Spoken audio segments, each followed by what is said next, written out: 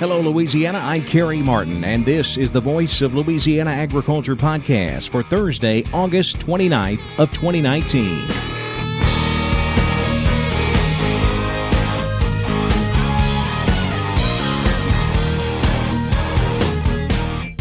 Welcome to the Voice of Louisiana Agriculture podcast, a look at the latest news in Louisiana agriculture. Now, here's the host of the Voice of Louisiana Agriculture podcast, Kerry Martin. Our guest on today's podcast is Louisiana Governor John Bel Edwards. We'll have that conversation coming up later in the podcast. First, here's a look at news headlines. Just where do things stand in the trade war between the U.S. and China? Don Molino says they're about the same place as they stood yesterday, or last week, or the week before that. Secretary of Agriculture Sonny Perdue says the ball is in China's court regarding an end to the current trade war with the U.S. The question is what's China going to do to stop stealing our stuff? Maybe you'd like to ask China, President Xi, what China's going to do to come to the table and trade like a number 2 economy in the world and trade fairly, freely, and without hassling and jerking our producers around. And while we become dependent on China as a consumer, we've become dependent on somebody who's not playing by the rules. When the talks broke down for China, we were at the 90% there with China when Xi walked away from that, backtracked on those agreements that had already been agreed to, and started reneging on that. That's when the president called me and said, Sonny, we're going to need another program. And we're not anticipating one for 2020. Do you want to go back to serve a cheating China? Is that what you want? Do you want the status quo of doing nothing, allowing them to build their economy on the backs of the United States innovators and creators in technology as well as agriculture? But Perdue says he's still confident American farmers can regain share in overseas markets for their commodities. I know that's always a concern. It's one of the major questions we have about regaining market share. I've been in the grain business for 40 years, and I had good customers, but if I didn't pay the right price, they were going somewhere else. I think that's the way world buyers are as well. And I had to be competitive. They knew I'd give good service. They knew I'd be honest. But if my price wasn't competitive, then they were going somewhere else. That's the way the grain trade works, and that's the way it will work going forward. We'll get these markets back because they know we've got the quality and the reliability of production, and we do what we have contract law that does what we say we're going to do. There's no this turmoil about whether the U.S. can be counted on. That's why the USMCA is so important to make deals with our nearest neighbors. I think we'll regain the market back. I'm Don Molino, the Voice of Louisiana Agriculture podcast. While the U.S.-China trade situation drags on, the recently announced U.S.-Japan trade deal and the potential for USMCA passage before the end of the year are bright spots on the agricultural trade front. That's according to Dave Salmonson. He's American Farm Bureau Federation's Senior Congressional Relations Director. Salmonson says the recent agreement announced between the U.S. and Japan is different from the Trans-Pacific Partnership, and it can go quickly into effect, benefiting farmers. This is a deal, not a full-blown trade agreement. There's always work to go to fill in the details, and we'll look forward to see exactly what comes out when we see what the final deal is. This does not require congressional action. The U.S. isn't really doing anything that requires changes in our laws, so this can go forward once it's signed and there's an effective date. That's when it goes into action. Salmonson says things are looking good for the U.S.-Mexico-Canada agreement. I think the momentum is very good. Going into the recess, there's been a lot of contact out in the countryside, and I know the work has continued here in town for the relevant committees on the Hill to work out the issues. And I think we feel very good that the support is there, and if we can work through these issues, we can get the implementing bill sent up to the Hill and get it to the floor and get a vote this fall. But with all of that good news, Salmonson says a new round of Chinese tariffs announced last week signals more trouble for U.S. agriculture. Louisiana is now in the record books. The Guinness Book of World Records has certified that Mary Beth and Doug Meyer of Slidell, Louisiana, have grown a 7-pound, 14.64-ounce grapefruit, the largest in the world. The Meyers accepted a certificate on behalf of the Guinness Book of World Records yesterday. The process was this had to be on the tree when we harvested it. So Daryl and I got up and we clipped it down. We had some professional folks there to verify the tree, verify the grapefruit. And then from there we took it inside and we put it on the scale. And then we had a surveyor come in to help with the measurement too. So That, earlier I showed the guidelines for that. They're quite detailed with a lot of information that has to be sent in. Precise equipment, and Yeah, so it was quite the process, and if I had to do it over again, I don't know if I'd do it. So. Yeah, he put in a lot of work. Yeah, it was fun. More work in applying for the world record than growing the grapefruit. The previous record was a 7-pound 1-ounce grapefruit grown in 2006 in Brazil. Broiler-type chicks raised for meat production in Louisiana were 3.21 million during the week ending August 24th. Placements were down 1% from a comparable week in 2018, but up 2% from the previous week. Louisiana hatcheries set 3.79 million broiler-type eggs during the week ending August 24th. That's up 2% from the same period last year and up 2% from the previous week. That's a look at some of the latest news headlines in Louisiana agriculture. Don't forget, you can always check our website, voiceoflouisianaagriculture.com or voiceoflaag.com. We update it every weekday with all the latest news and happenings in Louisiana agriculture. While you're there, click the button in the middle of the page that says click here to get our daily news update. That will subscribe you to the Daily Voice. That's our daily e-newsletter. It contains all of those stories that we post on the website each day. So sign up for the Daily Voice e-newsletter. We'll deliver it right to your inbox 5 a.m. every weekday morning. Now let's look at the markets on the Voice of Louisiana Agriculture podcast. The soybean market closed slightly higher today, but the corn market was mixed. Oliver Slope is with Blue Line Futures on the trading floor in Chicago. I think for corn, it certainly has been a range-bound market since we kind of settled earlier in the month after that USDA report. But yesterday's session was actually really constructive, and one of the more constructive sessions we've seen in a long time. We came about a half cent away from contract lows, rejected contract lows, and got a little bit of a springboard reaction off of that. I would have liked to see a little bit more follow-through in today's session, but nonetheless still holding ground going into a holiday weekend. So as you had mentioned, kind of going into a little bit of a lull, wouldn't be surprised to see that continue into tomorrow's session.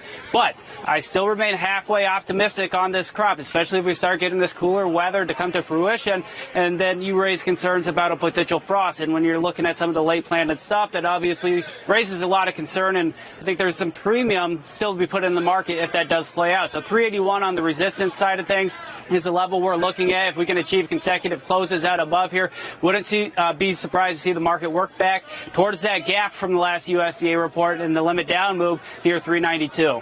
September soybeans up 3.5, closing at 8.56 1/4. November up 2 3/4, 8.68 1/2. September corn down 3 cents, 3.59 3/4. December corn up 1/4 penny, 3.71 1/4. September wheat down 2.5, 4.69 3/4. We saw another nice jump in the rough rice market today. September rice up 22.5, closing at 11.56 a hundredweight. November rice up 21 cents, 11.85 1/2. November sugar unchanged, closing at 25.80 cents. Now with a look at the cotton market, here's Don Molino. Cotton futures slightly higher with nearby October up 33 points on Thursday. USDA's export sales report indicated 2019-20 upland cotton sales at 146,048 running bales for the week ending August 22nd, down 10.9% from last week and just over 3% lower than the same week last year. The top buyer was Turkey at 46,100. China canceled a net 4,587 running bales. Forward sales for 2020 totaled 23,234, 17,000 running bales for Mexico. The Cadillac Index unchanged August 28th at 69.30 a pound. The weekly average world price, $52.57 a pound. It'll be updated on Thursday afternoon. New crop December, $58.97, up 24. March up 24 at $59.66. I'm Don Molino on the Voice of Louisiana Agriculture podcast. At the Red River Livestock Auction, Coshada, Louisiana this week, 2 to 300 pound steers brought $1.45 to $1.95 a pound. 3 to 4 weight steers $1.18 to $1.90. 4 to 5 weight steers range from $1.11 to $1.62 a pound. 5 to 6 weight steers $1.12 to $1.41, with 6 to 7 weight steers bringing $1.08 to $1.33 a pound. Cows range from a low of $300 a head to a high of $1,200. Cow-calf pairs brought $450 to $1,550 a pair. On the futures market, we saw higher prices with October live cattle up 60 cents, $99.80. September feeder cattle up 55, closing at $133.40. October feeders up 35 cents. In just a few weeks, we'll be heading to the polls to choose a governor for Louisiana. Current Governor John Bel Edwards is out on the campaign trail, convincing voters to vote for him for a second term. So why should Louisiana farmers and ranchers consider Governor Edwards for another term? We'll ask him that question coming up next. Governor John Bel Edwards is our guest on the Voice of Louisiana Agriculture podcast.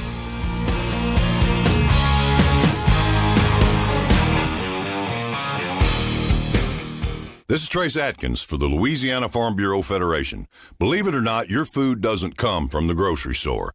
It just may have been grown on a farm right here in Louisiana. And those jeans you're wearing may have come from a Louisiana cotton farm. Louisiana's farmers and ranchers take pride in producing the food and fiber that we all use in our daily lives. So each time you sit down to a meal or get dressed for the day, thank a Louisiana farmer or rancher. The Louisiana Farm Bureau Federation, the voice of Louisiana agriculture.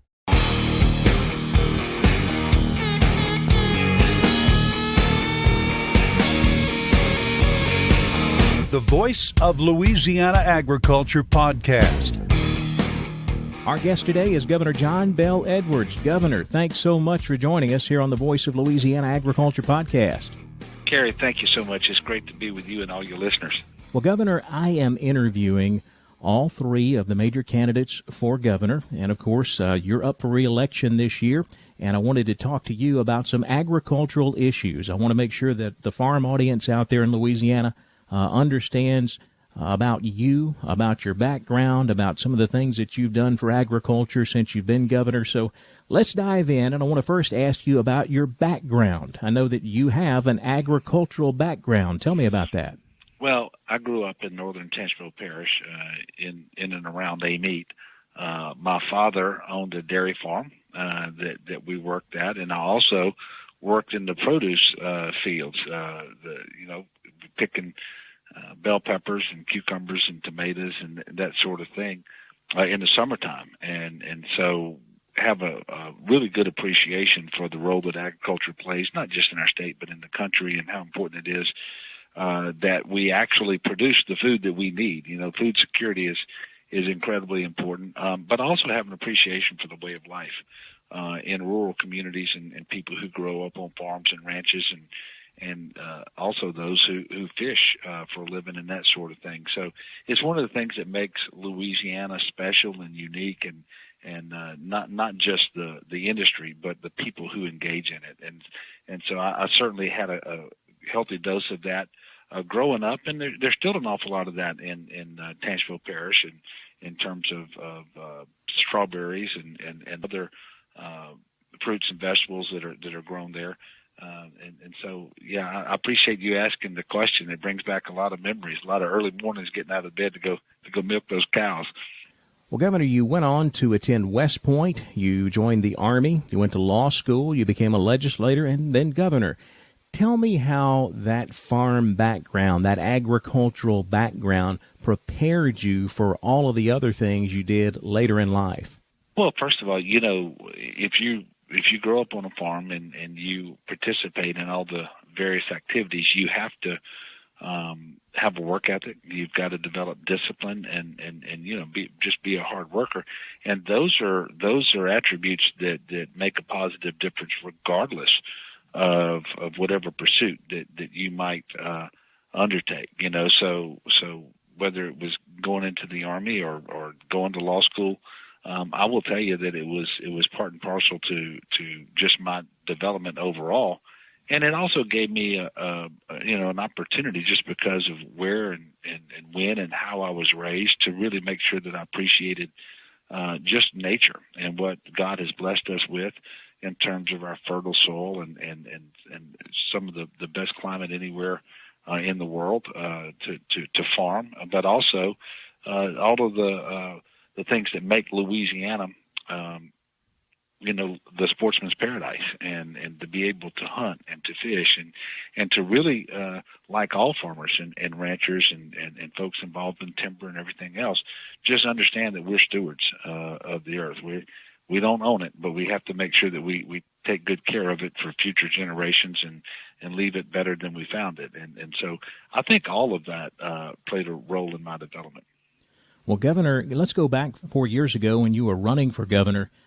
You made an appearance at the Louisiana Farm Bureau Convention. It was really the first, I guess, big gubernatorial forum of the campaign, and I think your campaign really got a shot in the arm from that. So it looks like agriculture played a big role in launching you into the governor's mansion. Well, I was very pleased with, first of all, a huge crowd down there, and the reception that I had that day. I can still remember. And I'm actually a Farm Bureau member, and I know a lot of the individuals at Farm Bureau, both back at Tangipahoa Parish, but also statewide, Ronnie and his entire team. And then as a legislator, I have worked very closely with Farm Bureau and the lobbyists, Joe Mapes and others who are involved in agriculture.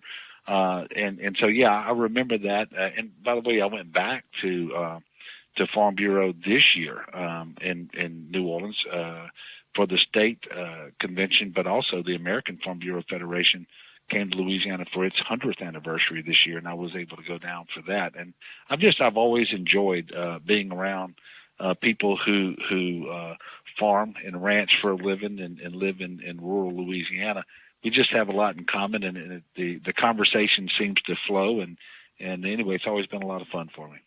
Governor, one of the first things you did after you were elected was you got together with Louisiana Commissioner of Agriculture and Forestry, Mike Strain, and you two guys put on some farm tours and some listening sessions all over the state.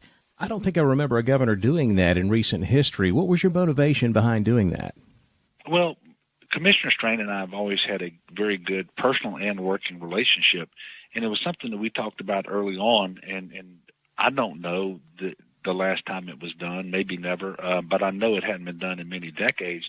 And we just wanted to go together and listen more than talk, and all around the state to people who might be in the dairy business or the sugarcane business, or it might have been soybeans or corn or timber, you name it, cattle ranchers, and just find out from them what their biggest concerns were, what we could do to address those concerns.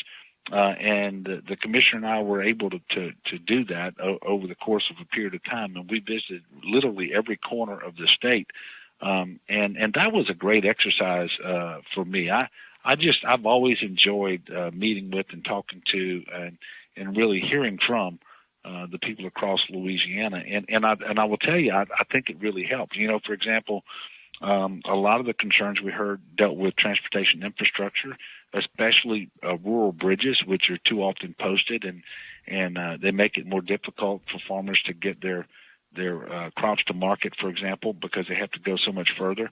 And as a result of that, working with the legislature and with Secretary Sean Wilson at DOTD, I can tell you that over the next 3 years, Louisiana will invest $90 million more on rural bridges than outside of the ordinary highway priority program. And so we've cobbled together the funding source to support that. And certainly that is a huge new investment. But really, I became acutely aware of the need for this investment because of those visits that Mike Strain and I had with farmers and ranchers all over the state of Louisiana.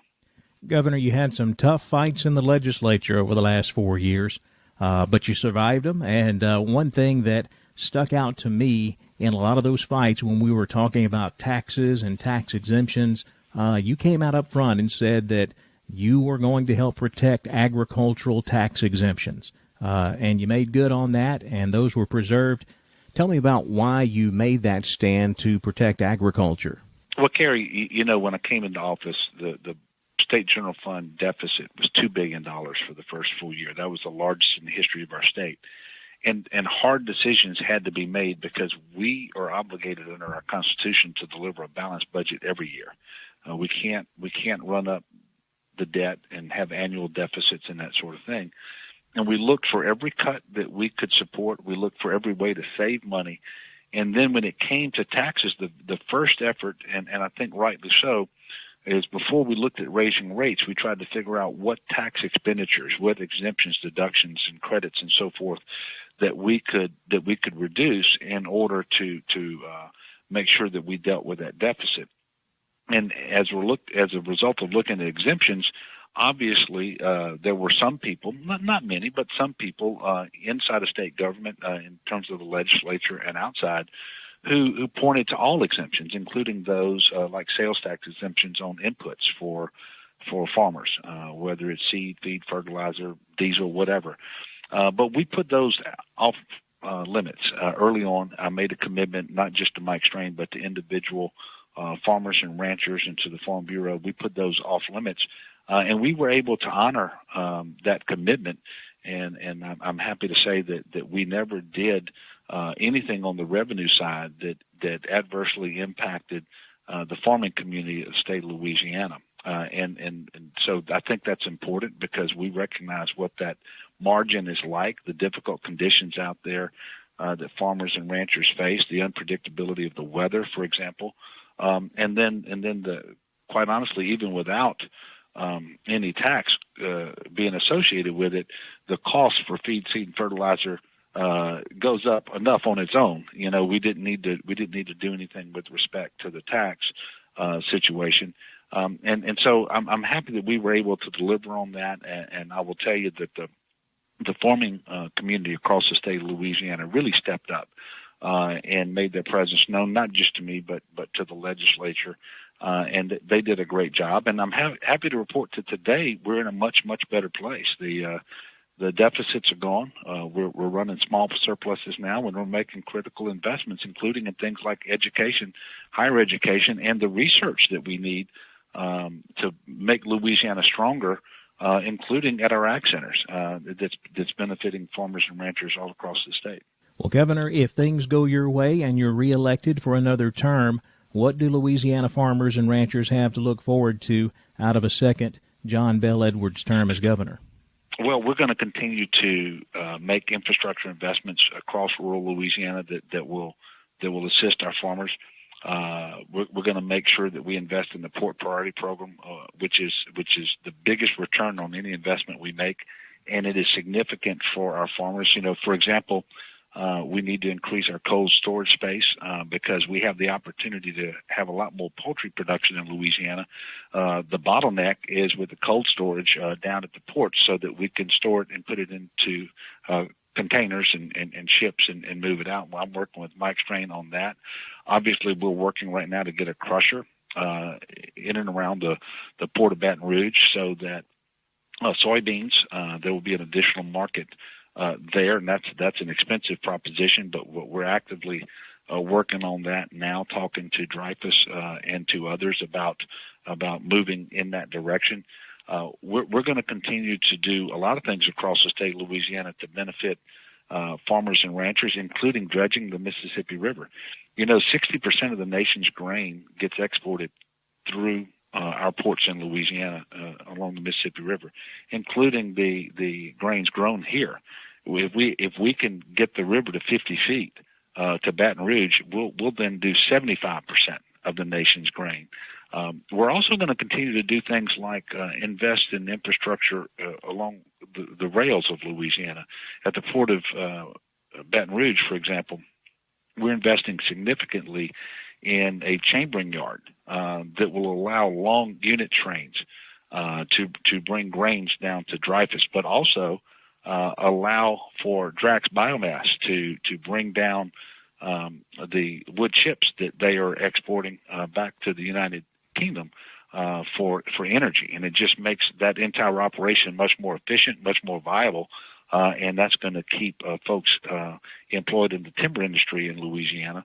We are aggressively courting new investments in Louisiana as it relates to sawmills, and I've got my fingers crossed that in the not too distant future we'll be making a very positive announcement on that. So there's no shortage of things for us to do and to concentrate on, And in the second term, we're going to continue to make sure that we move our state forward. That, as I mentioned before, we're going to be investing in education, and that includes higher education and the research necessary to keep Louisiana farmers and ranchers at the forefront of the industry across the country. And I'm excited about the future of our state, and I'm excited about the role that agriculture is going to continue to play in it. It's already has an economic impact of over $11 billion. And that's just going to grow over time. So I'm excited about what's happening here in the agricultural sector, and I continue to look forward to working with the people of Louisiana to make it even better. Louisiana Governor John Bel Edwards, thank you so much, Governor, for your time. I appreciate it. Kerry, thank you so much, and I appreciate all the listeners. Now, we are planning to do interviews with the other two major candidates for governor, Louisiana Congressman Ralph Abraham and Baton Rouge businessman Eddie Risponi. We're working on that right now, and as soon as we can get that lined up, we'll bring those to you right here on the Voice of Louisiana Agriculture podcast. We'll be back tomorrow, but in the meantime, be sure to connect with us on social media. We're on both Facebook and Twitter. The handle is @VoiceOfLAAg. Be sure to follow us, like our post, and stay up to date on everything happening in Louisiana agriculture. Thanks for listening to the Voice of Louisiana Agriculture podcast. This podcast is produced by Kerry Martin and the Louisiana Farm Bureau Federation. For more information, be sure to check out our website, voiceoflouisianaagriculture.org and lafarmbureau.org.